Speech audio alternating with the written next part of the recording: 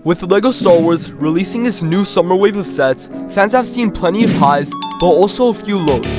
Among this Revenge of the Sith themed wave, one set in particular has sparked attention for all the wrong reasons, being set 75413, the Republic Juggernaut.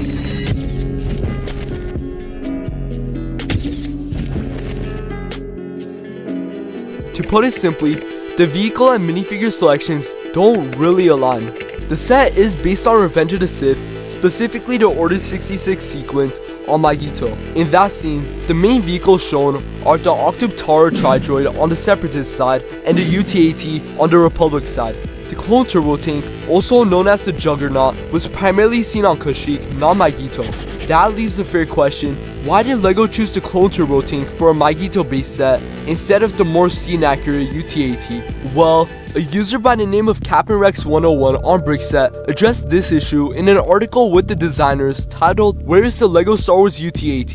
In an interview summarized in the article, LEGO Star Wars designers were asked, "The minifigures seem more suited for UT-AT, so why did you choose to release the Juggernaut instead?" Their answer came down to two key points. One, the Juggernaut is a more recognizable vehicle, and two, the included minifigures were chosen because we note the minifigures have been highly requested. To wrap up their answer, the designers added, "The UT-AT is an interesting vehicle though, and definitely one we can consider for a future set." While the response provided some insight, it still left out a lot of context. A possible explanation for the mismatch between the vehicle and minifigures is that the Juggernaut may have originally been intended for Felucia, due to Felucia being more of a terrain planet, which is where turbo tanks should be used, and the vehicle did appear here briefly a few times in the Clone Wars. However, since LEGO was already producing an MTT for the Battle of Felucia set, they may have shifted the Juggernaut to this Magito base set instead.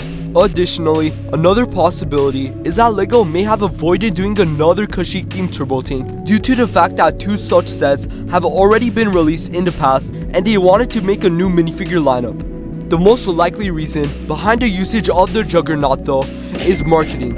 While the UT-AT is more accurate to the scene, is far less well known. The Juggernaut, by contrast, has had more screen time and media exposure, making it a safer and more profitable choice for LEGO. That said, hope for the UT-AT isn't completely lost. Back in 2009, a UT-AT was reportedly planned for release alongside the Clone Wars sets, but was ultimately cancelled for unknown reasons. If it does return someday, it may appear in a smaller, more affordable form such as a microfighter, since a full-size set with the same minifigures likely wouldn't offer enough new value to justify a large release. To put it simply, while LEGO's decision to go with the Republic Juggernaut may not be scene accurate, it likely came down to popularity and business.